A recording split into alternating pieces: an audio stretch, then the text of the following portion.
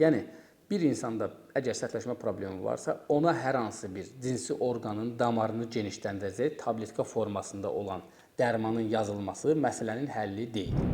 Cinsi orqanın qan axımını yaxşılaşdırır, penisə gələn qanın miqdarını artırır və bunu müalicə kurs müddətinə verdikdə sərtləşmə yaxşılaşır. Uzun müddətdən sonra, bu kurs müalicədən sonra penisin toxumasındakı spazm və bərkimə sanki aradan qalxır. Cinsi orqanın qan axımını yaxşılaşdırır, penisə gələn qanın miqdarını artırır və bunu müalicə kurs müddətinə verdikdə sərtləşmə yaxşılaşır. Şok dalğa terapiyasından sonra sanki cavanlaşır, sərtləşmə yaxşılaşır, penisin qalınlaşması yaxşılaşır, həmçinin uzunlamasında, ölçüsündə yarım santimetrə qədər fərq verə bilir. Yəni, maqnit sahəsinin təsirindən aralıq nahiyəsinə fokuslaşmış maqnit sahəsi verilir. 7 Teslaya qədər çatan maqnit sahəsidir. Əziz dostlar, bu çox, həddən artıq çox güclü maqnit sahəsidir. Hansı ki, 8-10 santimetrdə içəridə olan əzələləri siz istəsəz də, istəməsəz də 30 dəqiqə ərzində 20 min məşq elətdirir. Fokuslaşmış ultra səsdir. Hansı ki, 40 kHz tezliyində olan bildiyimiz ultra səs dalğası cinsi orqana, prostata verilir. Nəticədə prostatda olan bərkimə, qan axımının pozulması, durğunluq, həmçinin prostat vəzdə xroniki infeksiyon olmayan iltihab aradan qalxır. Cinsi orqana ən son müalicə üsullarından olan zənginləşmiş qan plazması tətbiq edirik. Xüsusi aktivləşdirici maddə ilə onu aktivləşdiririk və penisin bəlli nöqtələrinə hər tərəfdən 3-4 nöqtəyə həmin qan plazması daxil edilir. Bir müddətdən sonra böyümə faktoru işə düşür. Çünki o, aldığımız hüceyrələrdə, sıxlaşdırılmış hüceyrələrin tərkibində sağaldıcı komponentlər və bioloji aktiv maddələr var. Əliniz belində oturub durmaya hərəkət edirsiniz. Bu, aralıq nahiyəsi və çanaq dibi əzələlərin təbii məşqidir. Prostat vəzninin demək olar ki, təbii məşqidir. Sərtləşmə probleminin və libidonun azalmasının müalicə yöntəmləri bir neçə qrupa bölmək olar.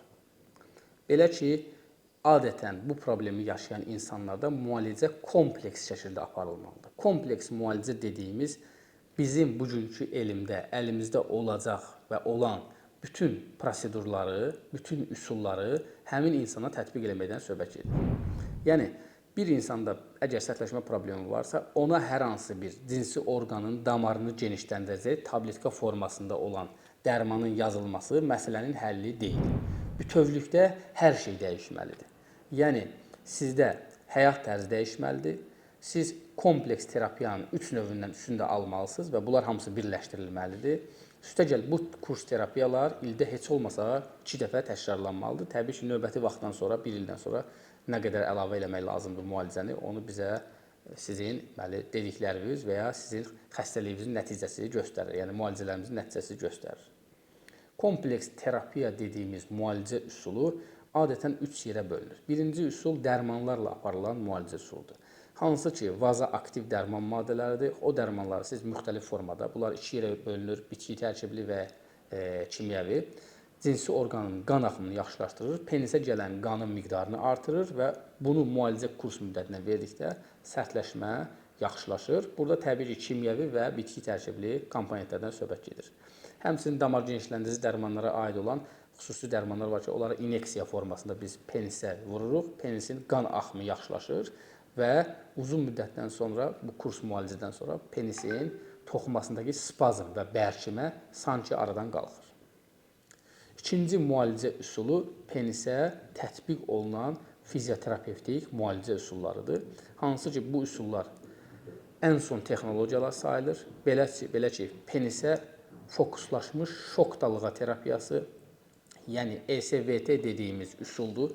Bu üsulu penisə etdikdə, penisin kavernod cisimində yeni toxumalar yaranır və kavernod cisimdə olan damarların yeni şaxələri əmələ gəlir. Əgər bir damarın kiçik, gözlə görünməyən bir şaxəsi varsa, həmin şaxə uclarından 3, 5, 8, 10, bəzən də çox şaxələr əmələ gəlir və nəticədə bir müddətdən sonra penis toxuması yenilənir. Hətta sübut olunub ki, penisin toxuması şok dalğa terapiyasından sonra sanki cavanlaşır, sərtləşmə yaxşılaşır, penisin qalınlaşması yaxşılaşır, həmçinin uzunlamasında, ölçüsündə yarım santimetrə qədər fərq verə bilir. Şok dalğa terapiyası demək olar ki, həftədə bir dəfə aparılır və 10 seans aparılır və bunun effektivliyi çox yüksəkdir. İkinci müalicə üsulu cinsi orqana, aralıq nahiyəsinə, çanaq dibi əzələlərinin Tesla cihazı dediyimiz cihazla maqnetik stimulyasiyasıdır. Yəni, maqnit sahəsinin təsirindən aralıq nahiyəsinə fokuslaşmış maqnit sahəsi verilir. 7 Teslaya qədər çatan maqnit sahəsidir. Əziz dostlar, bu çox, həddən artıq çox güclü maqnit sahəsidir. Hansı ki, 8-10 sm-də içəridə olan əzələləri siz istəsəz də, istəməsəz də 30 dəqiqə ərzində 20.000 məşq elətdirir. Və nəticədə aralıq nahiyəsinin əzələləri məşq nəticəsində qüvvətlənir, penisin sərt saxlanmasına kömək eləyir və həmçinin ereksiyanın, penisin sərtləşməsinin daha da yaxşılaşmasını gətirib çıxardır.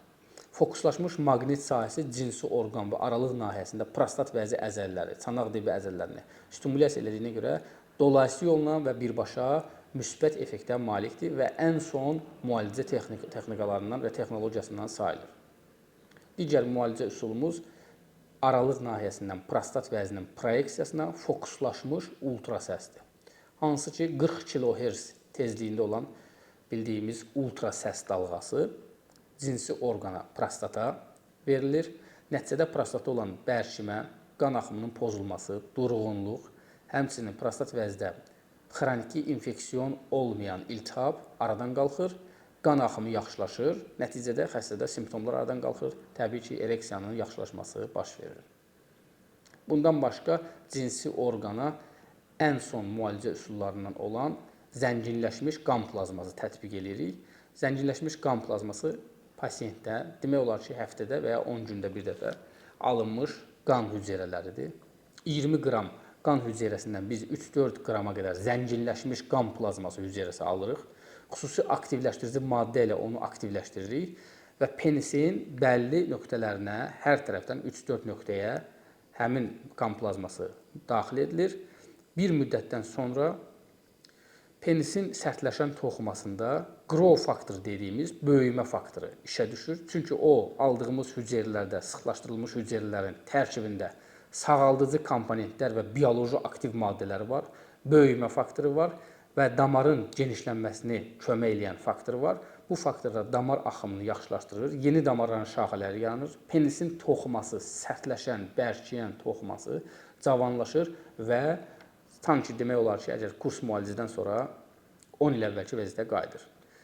Bu prosedurlara mənfi təsir göstərən təbii ki, sizdə stres, şəkərli diabet, siqaret, alkoqollu içkilər və s. Bu fonda təbii ki, müalicə seansında sizin həyat tərziniz də qaydasında olmalıdır. Fizioterapiya və dərman terapiyasından başqa, həmçinin davranış terapiyaları, məşqlər də kompleks terapiyanın içinə aiddir. Məsələn, kiçicik bir misal demək istəyirəm ki, siz həftədə 3 dəfə və ya gündə eləsəz təbii ki, daha yaxşı olar. 3-4 yaxınlaşma ilə hər dəfəsində 30-40 olmaqla əliniz belində oturub durmaya hərəkət edirsiniz. Bu, aralıq nahiyəsi və çanaq dibi əzələlərin təbii məşqidir. Prostat vəzninin demək olar ki, təbii məşqidir. Və nəticədə sizin həm ayaq əzələləriniz işlədiyinə görə, həm prostat vəznin əzələləri işlədiyinə, aralıq nahiyəsinin əzələləri işlədiyinə görə, qan axımı yaxşılaşdığına görə, əks əlaqə mexanizmi beyinlə əlaqədar işlədiyinə görə təbii testosteronunuzun artması deməkdir, prostat vəzninin masaj olması deməkdir. Ümumiyyətlə, ereksiya pozulmasının müalicəsi kompleks getməlidir və ən azından müalicə kursu ildə 2 dəfə təkrarlanmalıdır. Təbii ki, 2 kurs təkrarlanmadan sonra biz artıq bilirik ki, insandakı müalicə effekti hansı səviyyədədir. Ondan sonra ola bilər 1 ildə bir, ola bilər 2 ildə bir təkrar müalicə kursu götürülmüş olsun.